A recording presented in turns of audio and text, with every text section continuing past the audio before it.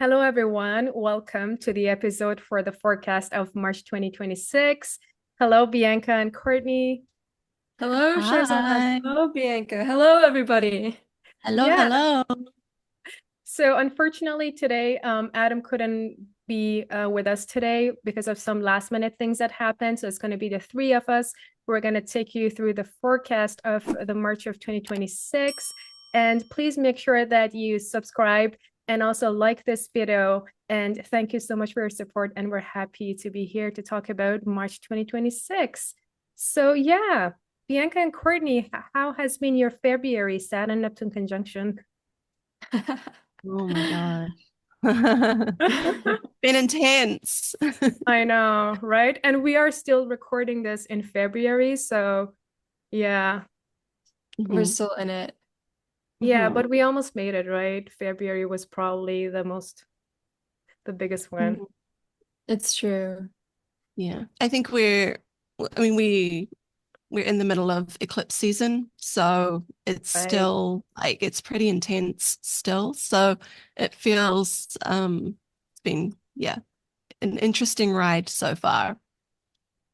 Yeah, so let's get into March. I think March is gonna be a little bit maybe less heavy than February. What do you think?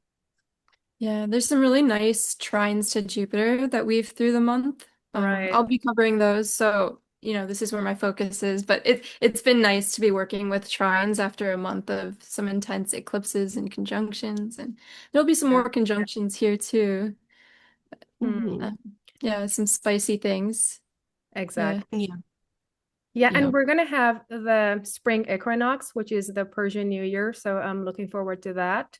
It's when, our New Year starts, and our New Year kind of like is at the same time as like, the start is the Aries. So it's like when I started learning astrology, I was like, oh, it's the same as astrology calendar. So that's exciting too. Yeah, I'm Yeah. gonna go ahead and share my um chart here. Bianca, So now we are looking at March 2nd when Mars enters Pisces. And then on March 3rd, we have the lunar eclipse. Bianca, what do you have for us about this lunar eclipse? Yeah, so what we've got here, so on the second, you mentioned we have the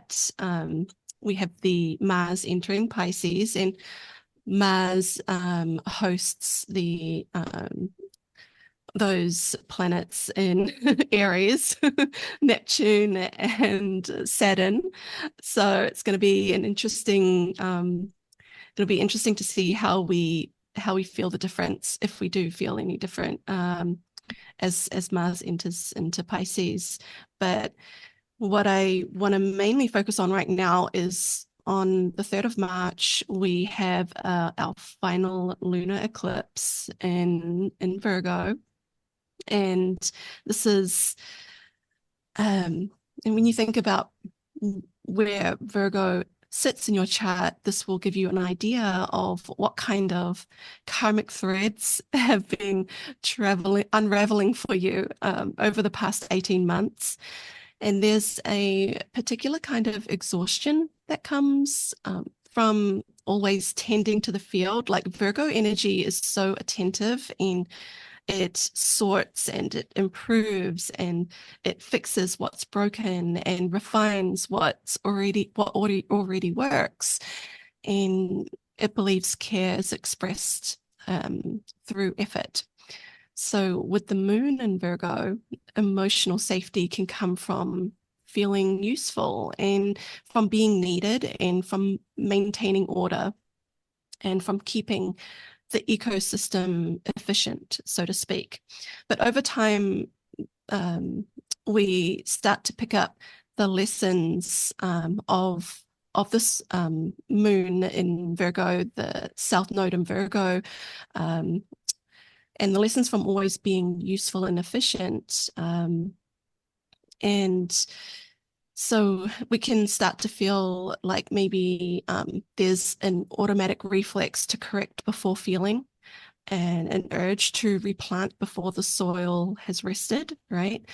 And I think this eclipse is a threshold, a culmination point in that Virgo house of your chart. And you may notice something completing here, a responsibility lifting, or a dynamic shifting, or an old identity quietly shedding. A karmic pattern is finishing its cycle. And Virgo's instinct is to say, well, what needs to be done next? And before anything new rushes in, there's something important here that I wanted to share. Part of my culture in the Māori tradition, there is a practice called rahui. So this is translated simply as restriction. And it's so rahui is more accurately like a sacred pause. And it's placed over land or water. And while it can be used for conservation, it also is placed on an area after a fatality or a death. And yeah, if someone has passed in that particular place. And when this happens, the area becomes tapu, and in our language, that's sacred. That means sacred. And the land is not treated as neutral. It's understood to be in a state of transition. And the community acknowledges that life and death affect not just people, but places.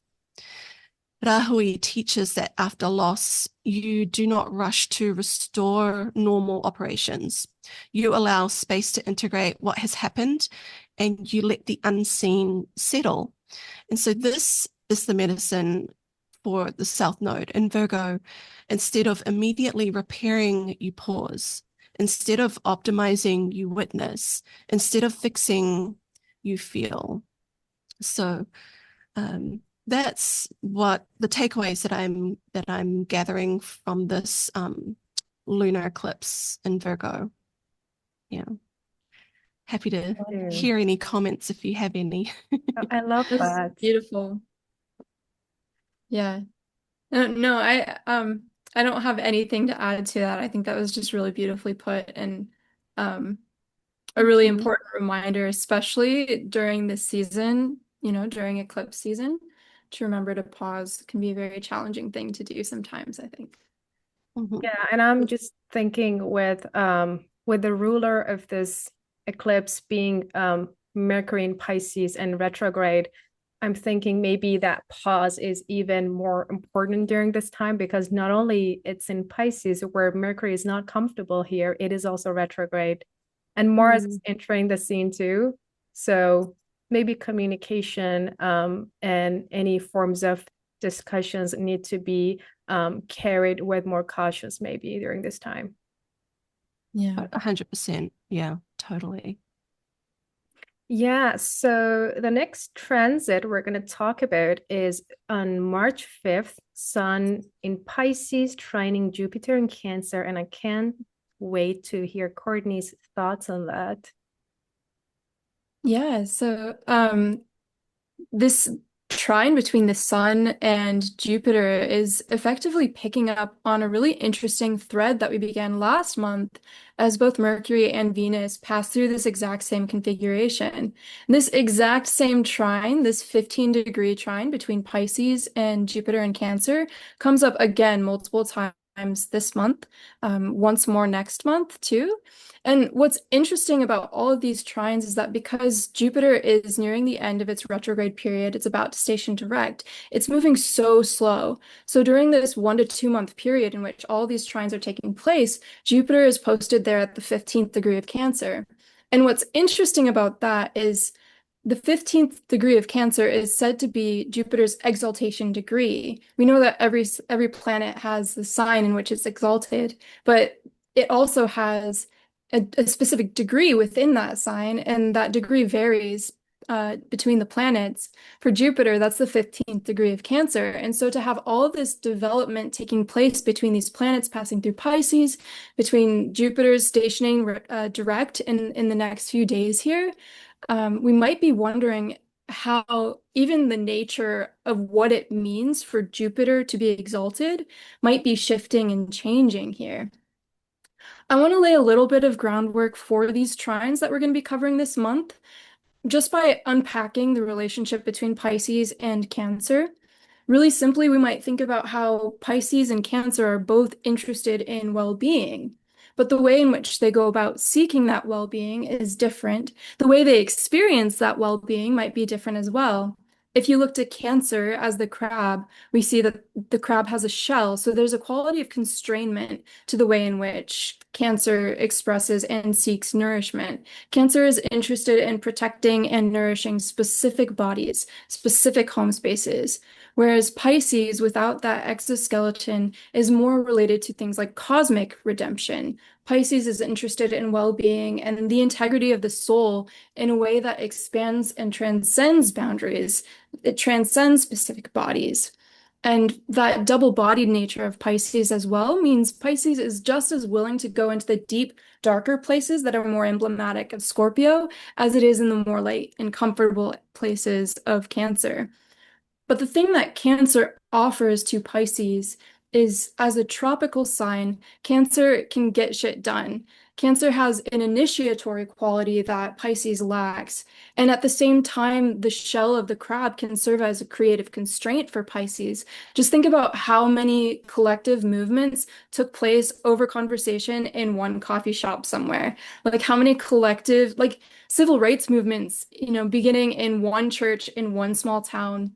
And these small specific concerns happen to resonate with the greater concerns and environment of the collective space, such that we got to see these like massive, almost universal changes take place from that one small, like specific beginning.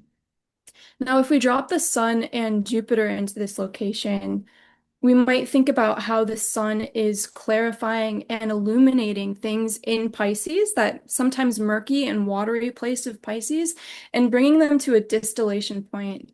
I'm thinking of this expression that I've heard Adam use in live client readings a few times, where he asks the client for a state of the soul address. This is a very Sun in Pisces kind of question. Like the experience of the soul can be so hard to like make talking points about, but sometimes we need that in order to work with it. And I think this is what the Sun is posing to this place of Pisces. And as the Sun is distilling things upward, like beginning to understand patterns, what is of utmost concern to the soul, to this like expansive, boundaryless place in our lives right now, the Sun is then sending this over to Jupiter, who is the great integrator, the great harmonizer. I imagine Jupiter taking all of these distillations and weaving them into our own specific bodies, our own specific homes, such that these like great concerns are finding ways to filter into our day-to-day lives so that we can operate with them on the level of the specifics and actually see things begin to change. That's what I've got for this transit. I'm wondering if you guys have anything to add here. Wow, that was so beautiful. I have nothing to Yeah, I love what you said there, Courtney, with the Cancer and then also with the Sun, bringing the Sun and Jupiter into it, and it really fits in with that Mercury Cazimi that I'm actually about to speak about next. So it works out perfectly with the Sun illuminating and clarifying and crystallizing, and I think you said the other words, distilling. Yes. Yeah, so on March the 6th, just an honorary mention that Venus enters into Aries, and Venus is the exaltation ruler of hosting all those planets in Pisces. So just a little note there. But on March the 7th, we have a Mercury Cazimi, the Sun, at 16 degrees Pisces.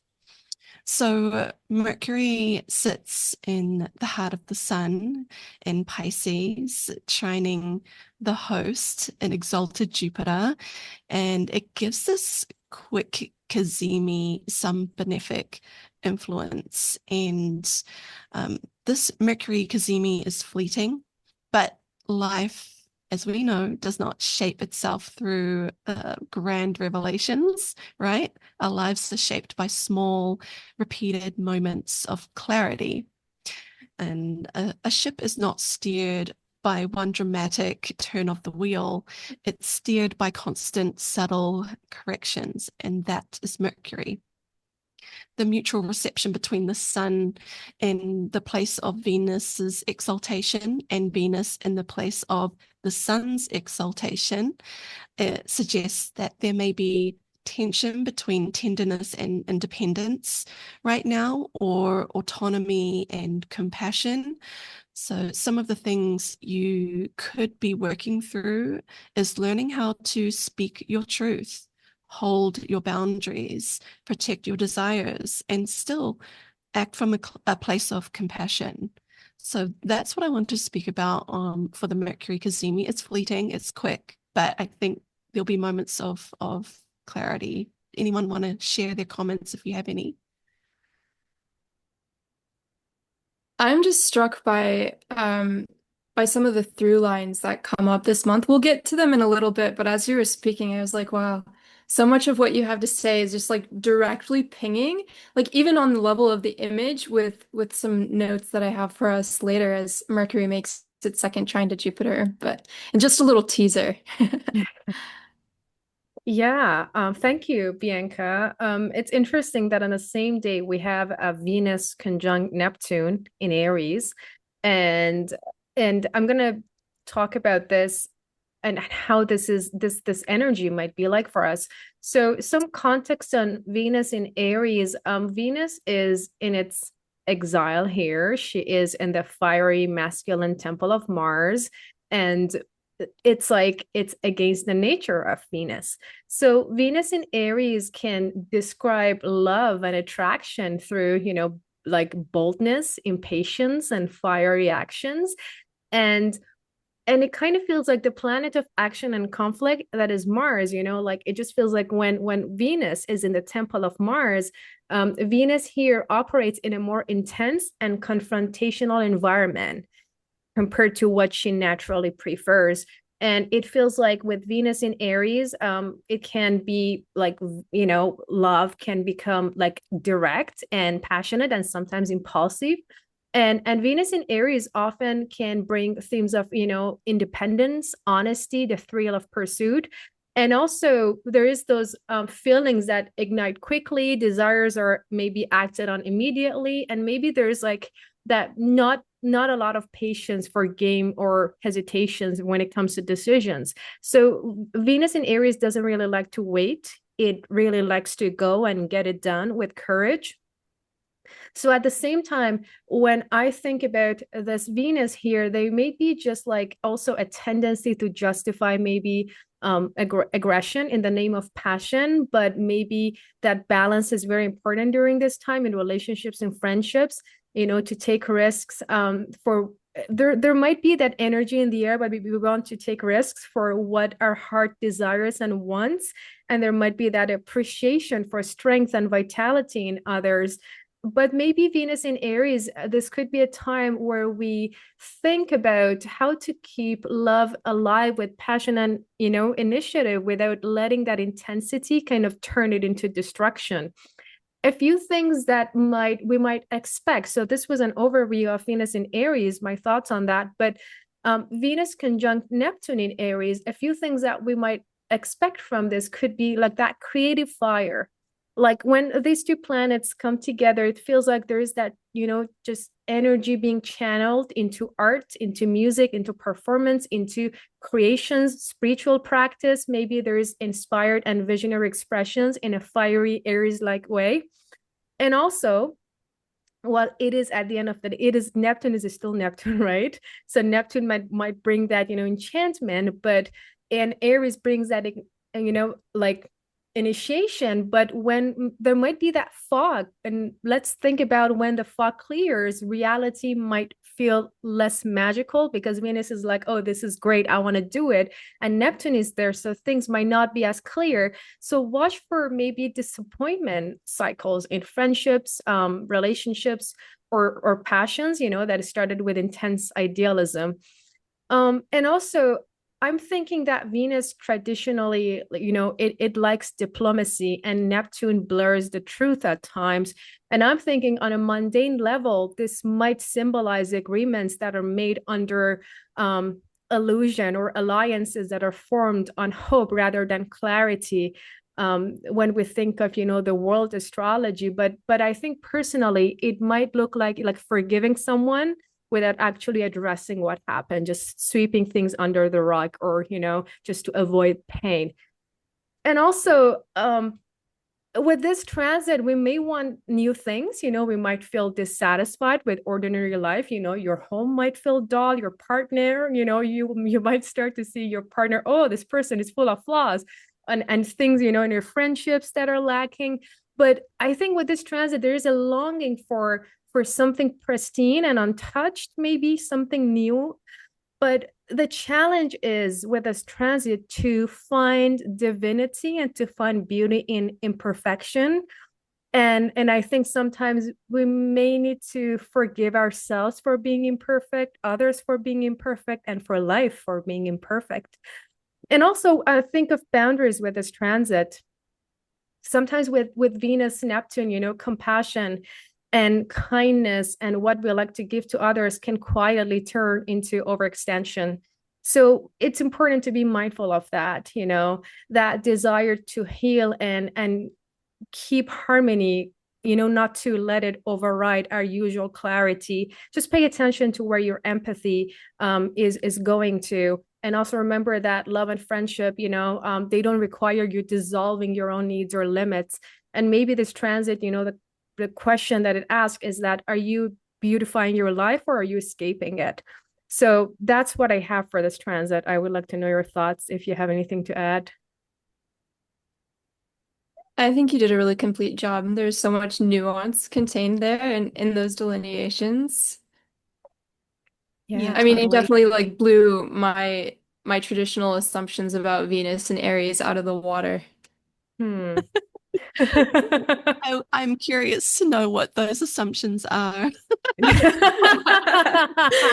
I don't know if I could articulate them. It's more of a feeling. Just like everything is just hot right now. Right. Yeah, You know that what No, I so was, much nuance. yeah, I was thinking about Shahrzad when you're talking. I was like, I couldn't help but think about that Mars that's now in Pisces and Venus being in Aries, and that there's that mutual reception Hmm. with Mars being in Venus's exaltation. So Right. there's like a softening quality required of Mars at this time, and then to have Venus in Mars's sign is like there's a need for Venus to exert herself. So it's like the planets are learning from each other and how to act in a softened or strengthened way in their own way. So yeah, I just was like, that's really cool, like with the Mars and the Yeah. Venus, the two lovers in the sky, right? Yeah. Um, Yeah. Thanks for bringing that into my attention. Yeah. yeah. And I'm thinking the next day on March 8th, Venus is conjuncting Saturn. It's going to be in conjunction with Saturn in Aries. And again, Venus is in exile here, and we have a fallen Saturn here. So this transit can blend that Venusian desire for beauty and pleasure with Saturn's heaviness, seriousness, structure, and boundaries. The sentence that always comes to my mind when I think of Saturn and Venus getting together is like a love that hurts, a love that is not easy. But like it's kind of like that moment that, the pleasure and delights of life are tested by discipline, responsibility, and limits. It can maybe heighten that melancholic refinement. Refinement is also, I think, a key word for this transit, where feelings, relationships, or creative projects kind of mature and deepen like a wine that is reaching, its peak, like vintage. But it can also maybe be moments of, endings, limitations, or transitions in Venusian areas of our lives. maybe aesthetics, maybe harmony, maybe friendships, maybe female figures, maybe there's moments of refinement in our relationships with female figures in our lives. But I think there's like a deepening of a fiery love for a brand new thing here. And also that awareness of limits and boundaries. And also that discernment. That's also a word that comes to my mind with this transit. And maybe conscious engagement with pleasure and the material world.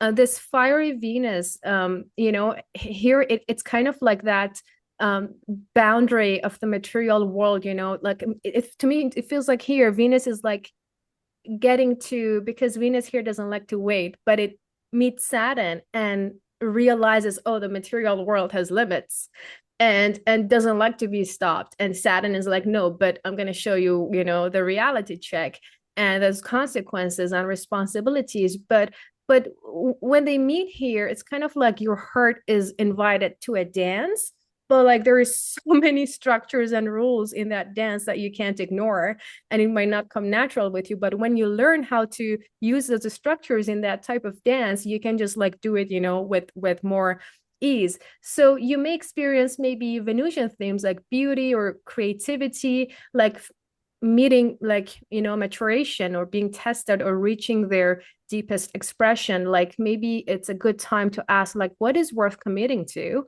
and what can be nurtured into something that lasts. So that's what I have for this transit. I love that. Thank you, Shahrzad. That's so beautiful. Yeah. Yeah. I love Venus and Saturn together, contrary to what people right. might think.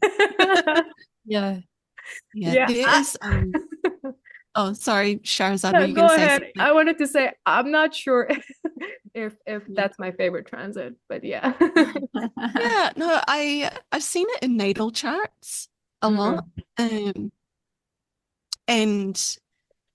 I think romantically, it actually there is a gravitas to love when someone with those natal placements, when you could just, yeah, I just feel it. When I see someone's chart and it just all makes sense. It's like, oh, yeah, there's some maturity. I mean, it's hard to say what Saturn and Venus are going to be like because in Aries specifically, but I've seen Venus and Saturn in together in other places of the chart, and I'm just like, oh, that feels like mature love, and I feel like it took a while for them to get there. It was that maturity piece. So, but yeah. Interesting. Anyway, thank you, Shahrzad. That was so nice. Thanks for sharing that. Mm. Yeah, the next one that we have here is Mercury retrograde in Pisces trining Jupiter. Yeah, and it's on the same day. They're on March 8th. And this is the second time that Mercury makes this pass to Jupiter. Mercury has a really special relationship with these trines to Jupiter. If you think back to, well, just the fact that with Mercury's retrograde period, it makes this trine not once, but 3 times. And then if you think back to last month, when Mercury made its first trine to Jupiter, Mercury's very next move was to station retrograde. And here, as Mercury is trining Jupiter again, Jupiter's very next move is to station direct tomorrow, on the day after this transit, not literally tomorrow, but the day after this transit, Jupiter then stations direct. So there's some way in which whatever conversation is taking place between these planets seems to be mutually informative and ultimately impacting the way in which they move through the world. This is a really interesting thing to think about. And if you look one layer deeper, it gets even more entangled. If you look to the decans where these trines are taking place in the second decan of Pisces and the second decan of Cancer, the second decan of Pisces, where Mercury is hanging out here, is ruled by Jupiter. The second decan of Cancer, where Jupiter has been making all of these trines, is ruled by Mercury. That's really interesting, and especially when you add in the fact that like the first of all these trines is like it's initiated by Mercury. Mercury is going to be the last planet to make this series of trines to Jupiter. So there seems to be some way in which whatever change is taking place with all these developments to Jupiter, Mercury has a significant hand in it.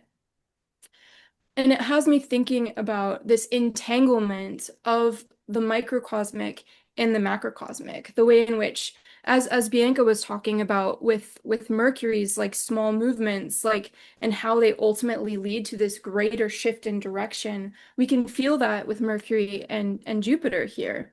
We unpacked this relationship of the small and the transcendental a little bit already with the Pisces and Cancer relationship.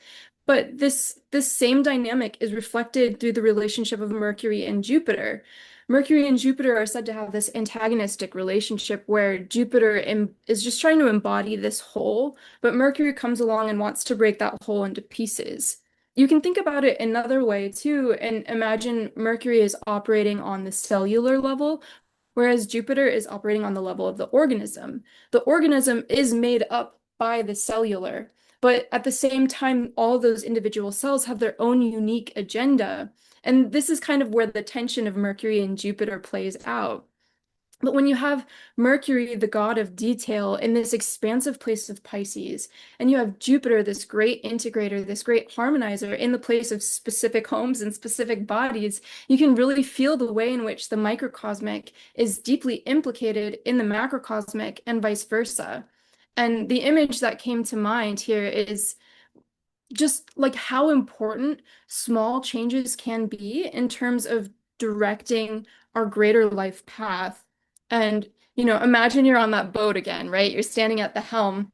You turn the wheel a fraction of an inch. Suddenly, the path that you're on now, like, it's not sudden, actually. Let's be honest. Over time, you realize you look back and see that the path you are now is a totally different world. You are like miles different from where you were before, just from the slightest shifting of the wheel. And I think this is one of the dynamics that is going to come up here through this Mercury-Jupiter entanglement. Thank you, Courtney. I love and that. and with Jupiter stationing direct right after from March 10th, around that time, that's a transit that I really look forward to. Hmm. But it just really feels like all this talk of Mercury. I mean, yeah, we've got those conjunctions with in Aries with the Aries activity going on, but it just feels like Mercury is doing a lot of the steering in this March for the month of March with the retrograde and then stationing direct to start its journey to move forward again back over some of those slower moving planets. So it's going to be interesting. I really appreciated your take on that, Courtney. Yeah, and I'm thinking with Jupiter stationing direct, I'm thinking if those like miscommunications and issues that might come up with this Mercury retrograde, they might actually like have like a good, result. I'm thinking I'm Mhm. see I think that can be a little bit of, I mean, that can be auspicious in my opinion, that the ruler of that Mercury retrograde just like going direct, that means that okay, if there was some things missing, it's going to be fine and you'll be fine. So that's the vibe that I'm getting here. Yeah. Mhm. Yeah. Totally. Yeah, Yeah. and then on March 15, we're going to have Mercury conjunct Mars. So I personally know this energy very well because I have it natally, but I have it in an earth sign. But here we have it in a water sign in Pisces, so it's a little bit different. But overall, with Mercury conjunct Mars, you see like a great time for communications, clear communications. Just like but here it is in Pisces, so it's a little bit of different because Mercury in Pisces, it kind of feels like the usual qualities of Mercury, analysis and communication can be challenged. And Mercury here is great for imagination, for poetry, for art, but at the same time, it can favor intuition and feeling over logic. It can have issues with practicality sometimes, Mercury in Pisces. And with Mars in Pisces here, I'm thinking of actions that can be indirect or courage and drive that exist but are softened by that Piscean, empathy. And maybe instead of like, just moving forward in a straight, aggressive, like Martian way, the action is more fluid, more intuitive, and indirect through emotion and imaginative channels, like in feeling before acting, and then moves that come with inner inspiration rather than that outward aggression, because Pisces is a female sign, and then energy can be more inwards. And with this archetype, I'm thinking of maybe someone who fights or speaks like passionately for a dream, that archetype of Mercury and Mars. But because in Pisces, but that speaker or fighter that speaks about a dream with passion, they must navigate confusion and misjudgment, and they should be careful with how they communicate that, because the water can bring a little bit of a it's not as clear. So when Mercury and Mars meet in Pisces, it feels like communication can be imaginative, but sometimes it can be maybe exaggerated or symbolic. Thoughts and speech can be heated, inspired, and impulsive, but clarity may be compromised. And I'm thinking of that quick maybe pace of thought that is coupled with like emotion and imagination. So a few things that might come up with this transit could be that we may need to avoid hasty arguments that are not necessarily, they do not necessarily have like a solid foundation. And also intuition in action, maybe we feel that a strong drive to act on feelings and dreams and our spiritual insights, which is good for creativity or visionary projects.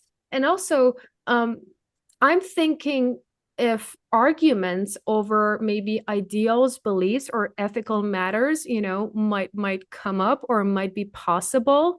But overall, this transit can be very good for poetic expressions, new solutions.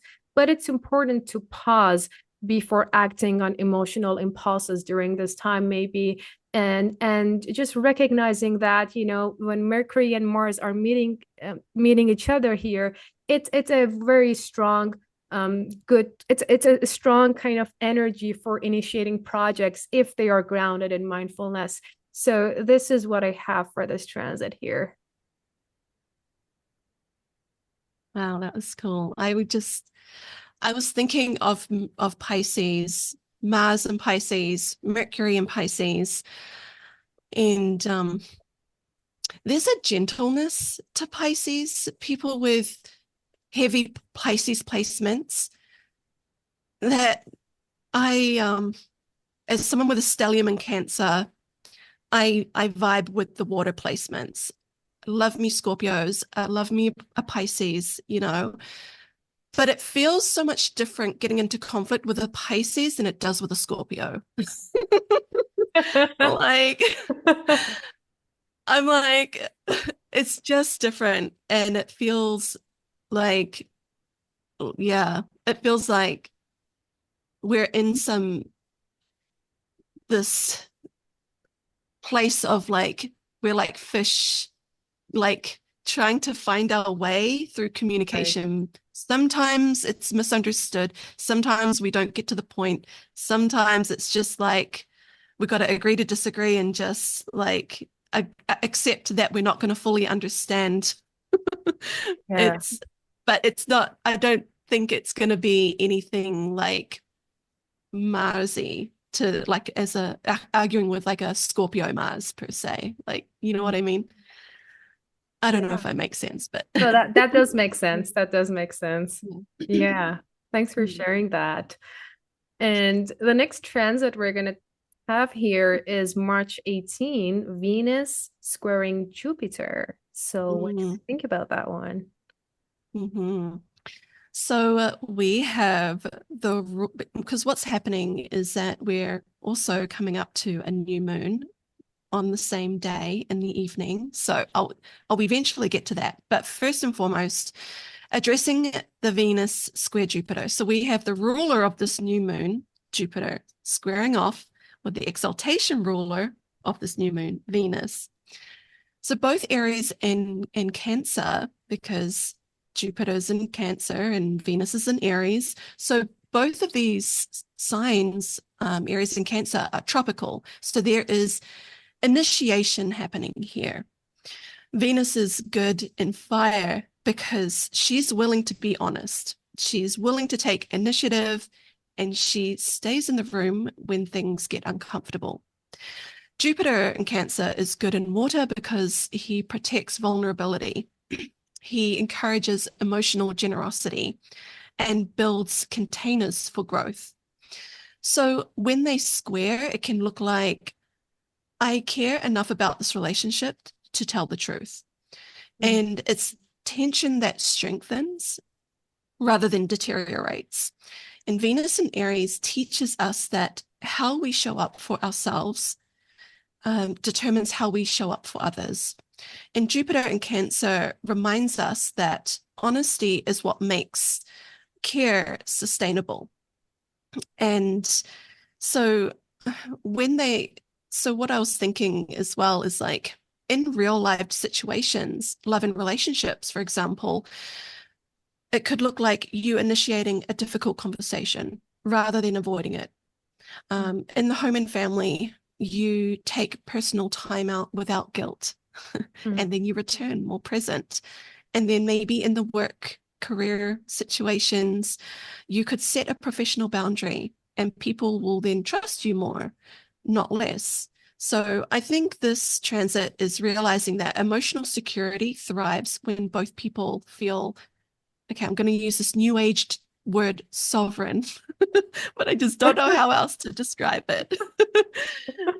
Any comments there on this transit before I move on to the new moon? I'm just really loving this back and forth between like the Pisces and Aries energy, like looking at what the zodiac looks like right now with this huge lineup all across Pisces and Aries. It's just like the fire and water balancing as a way of getting things done, but in a way that's also integrated in our deepest feelings and our sense of right um and our sense of like harmony and connection just feels really good for this month after all that craziness in February. 100%. Totally. Yeah, totally agree with you. Now the new moon that happens later on the 18th of March. We've got this new moon forming at the 28th degree of Pisces. So I think this new moon may be less about choosing between independence and connection and more about discovering that your authenticity is what allows deeper security to form, like with that Venus square Jupiter. Now, I was looking at the moon as this web weaver, and I know Adam has talked about the moon as a web weaver in his past episodes on his channel. And in the days before meeting the sun, the moon, she gathers everything, passing through Mercury and the North Node, collecting truths that are trying to find their voice, moving over Mars, stirring courage and discomfort. She trines Jupiter, receiving protection and meaning. She sextiles Uranus, awakening something unexpected. And then she meets the sun.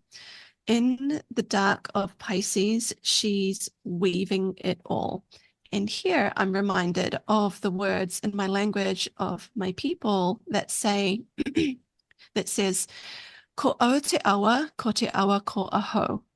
I am the river and the river is me. Pisces teaches us this truth. Growth is not separate from us. We are not standing beside the current, watching life happen to us. We are the current, the courage, the care, the tension, the weaving. So as this new moon seeds something new, you might ask yourself, if I am the river, what season of flow am I in? And this is not like a blank beginning, it's a living one. So what you plant now is shaped by the current you're willing to become. And that's my take on the new moon. If anyone wants to say anything there. I loved it. I don't think I have anything to add. That was Mhm. beautiful. Yeah, awesome. And just quickly a couple days later, on March the 20th, Mercury stations direct. Woohoo! Yay! So, you know, like up until the March the 20th, even at the new moon on the March the 18th, Mercury is moving so slow and it's on the North Node and at that 8th degree of Pisces, I believe. And it's moving so slow that it stations. And I just think there's something happening here. When Mercury stations direct, the storyline is shifting directions. A misunderstanding begins to resolve. An internal dialogue changes tone. And as astrologers, we like to speak of cycles, but better yet, we like to speak of cycles within cycles. And there is a small cycle happening here in the month of March. So earlier in the month, on the 3rd, when we had that lunar eclipse, I talked about a pause. And then we're moving on the 7th. Mercury has that cazimi with the sun, and there's a moment of clarity. And then when we get into the middle of the month, I call this the wayfinding, where we've got Mercury trining Jupiter, we've got Mercury conjunct Mars. We're finding our way. And in leading up to the new moon, the moon weaves everything that Mercury is just aspected. So there is a magic that happens when the dark moon weaves all of these experiences, thoughts, and feelings together, and we sit with and come to accept the messiness of life. Like, let's face it, life is messy. And because the station occurs just before the equinox, the symbolism deepens. So we've got the station, that still point. We've got the equinox. It's the balance of light and dark. And I wanted to do something fun. It's only just going to take a minute, if you don't mind. It's walk you guys through some imagery. So if you if you want to close your eyes, go for it. If not, that's totally cool. But imagine yourself in a quiet space, a safe space, completely still, not moving a muscle. And yet, inside, everything is alive. Energy pulses like a river unleashed after a storm, wild, unstoppable, kinetic. And at the same time, you are rooted, grounded, held by the earth beneath you, balanced perfectly on the edge between shadow and light, between the seen and the unseen. You can open your eyes now. So this is the sensation of Mercury in Pisces stationing direct on a new moon on the eve of an equinox when the day and night are equal. That's all I have for you guys. Yeah, I loved it. It's so magical. Like all of this happening at the moment, of spring equinox. It to me feels like a very magical moment, a magical, auspicious transit. Yeah. It's like there's a stillness, Hmm. but when you sit with the stillness, everything is alive. It's like it just feels, like there's a lot going on when you sit in the stillness. Yeah. So Yeah. Yeah. that's what I Like there's a really palpable shift of energy too as we pass over the equinox. the next transit we have, and I love this image of flow of being the river too, because the next transit that we have here on March 21st is Mars in Pisces, making that trine to Jupiter in Cancer. And Jupiter's direct now. You're thinking about that flow, like what is flow but river speak for power? I was listening to an episode of the Astrology podcast recently with Chris Brennan and Austin Coppock. It's an older one on Pisces, but Austin was talking about this preponderance of martial artists who have Mars in Pisces. And I found this so interesting. I didn't actually know any of the people that he mentioned, but I did think about that famous Bruce Lee quote, if you know it. He says, to be like water. And I think so. Bruce Lee doesn't have Mars in Pisces, but he does have Mars in Scorpio. And I think when we're dealing with Mars in water, there's this sense of an ability to link your own agency to greater prevailing channels of power. Like if you've seen those videos of the old Tai Chi masters that are like gathering chi, right? And then they push that really young guy who looks like he's built like a rock and he goes flying. I don't know if you guys have seen these videos, but you can tell like if it were just his own willpower, it wouldn't work like that. It's his ability to move with greater flows of energy and in a frictionless way that lends him more power than what exists on his willpower alone.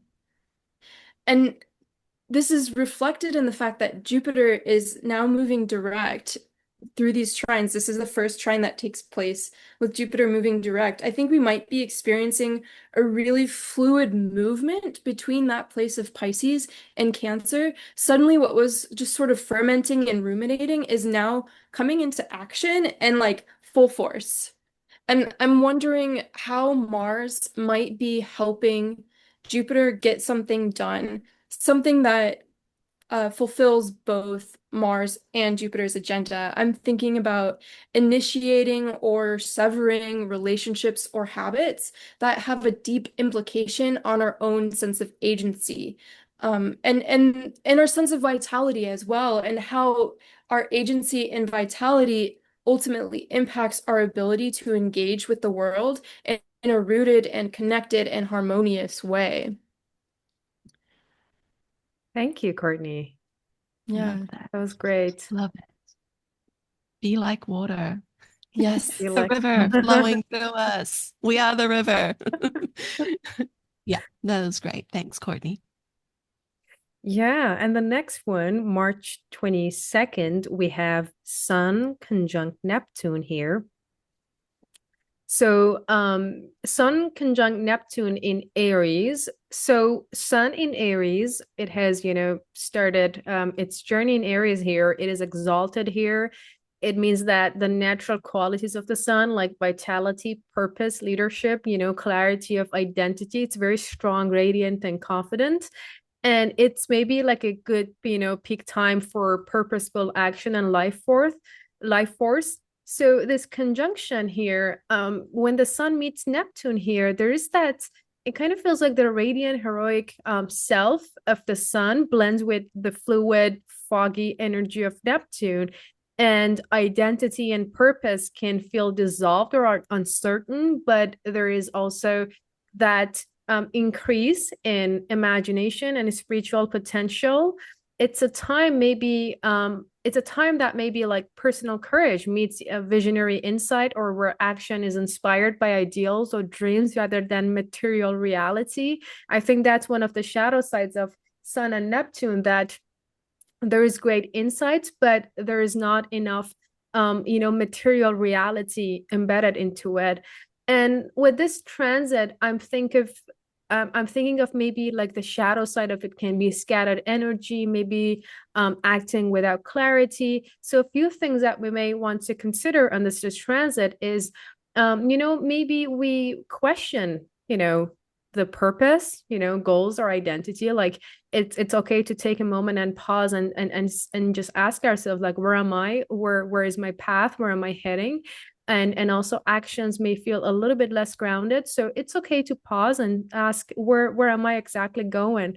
It's a good time for that enhanced imagination, creative artistic, insights can flow very strongly, but maybe need grounding to manifest. And another thing to be mindful for is maybe that impulse toward escapism or avoidance with this transit, that tendency maybe to retreat into fantasy instead of just facing things and acting directly.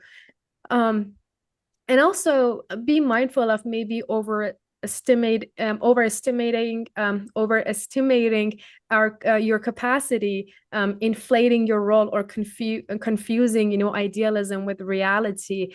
Overall, I think it's a good time to check our path, our like goal, if they are realistic, if they are balanced with practical steps, if they are idealistic. So it kind of feels like it's a good time to explore that visionary leadership or pioneering work in a way that it honors both, initiative and compassionate, aspect of things. So that's what I have for this one. Do you like to add anything on that? We'd like to know your thoughts. I'm wondering how much Mars as the host of this conjunction and with that beneficial trine to Jupiter, how much he's actually able to see some of these visions come through right now. Yeah, that's a good one. Yeah.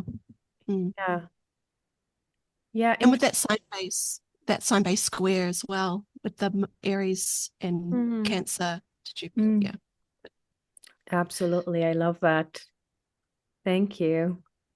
And the next one is March 25th, which is Sun conjunct Saturn here. So I was thinking about this a lot before we got together to record, because I was thinking of a few people that I know who have a Sun Saturn conjunction, and I'll get into it later in my thoughts here. But Sun in Aries, as I said, it's exalted, it's radiant, assertive. And it's a natural leader. It's courageous, action oriented. And Saturn in Aries, it's not necessarily the most strong Saturn, the disciplined energy is a little bit inhibited, and, initiative is slowed, and, assertiveness may meet resistance here a little bit. So with these two meeting, I'm thinking of that radiant pioneer energy of the Sun and Aries meeting that restrictive influence of Saturn that can amplify responsibility, duty, structure, that can weaken that natural confidence, and impulsive courage. But a few things that we may, we may need to take into consideration under this transit is that we may feel like a little bit slower to act and take our time, because I think that's the energy of Sun Saturn here, like I'm going to take my time, and that's absolutely fine, kind of like a holding back energy. And also feeling cautious. You may hesitate to take risks, that you normally would, and feel like your energy is like a little bit like restricted, and maybe feeling like small decisions are very important, in like a normal situation there aren't as important. And also maybe feeling that calling to step into obligations, leadership roles, or take charge of something new. This could be also a positive side of this transit, that maybe you step into new responsibilities, they could be leadership things that you didn't have in the past. And also another thing could be authority challenges with this transit. I was thinking of a few people that I know with this transit, with this placement in natal charts, and I have seen those authority challenges themes in their lives. Challenges with Saturnian figures. It could be father, it could be female figure, or maybe that those encounters with cold, rigid, or unsupportive, maybe bosses, father energies that demand a structure. They don't give you much, but they demand restrictions. But overall, with Sun Saturn, one of the positive things about it is I think there is an authenticity to it, and there is an integrity to it. Because with Sun Saturn, there is that concern that what is the right thing to do? What is, what virtue can I integrate into this action? Am I, standing on the right side of things? So there is that awareness of modesty, integrity, and need to cultivate authentic things with boundaries. So that's what I have with this transit. And yeah, what do you think about this? That's beautiful. I love how many different delineations, how completely you build any particular transit, Shahrzad. I feel like Oh, it gives a really complete sense of like there's so many directions that any given right. transit can embody, and to have it laid out like this, you get a very felt gestalt sense of what the transits might bring with their completeness. Thank you. And one more aspect of this transit just came to my mind is that this is a very good time with Sun Saturn is, starting like a consistent effort that lead to tangible progress, even if it feels slow or restrictive, just showing up, for that, practice or habit that you have. So there is like moments of growth through discipline with this transit too, in my opinion. Yeah, I love that. When we think about the sun in its domicile when it's in Leo, and Leo is a fixed sign.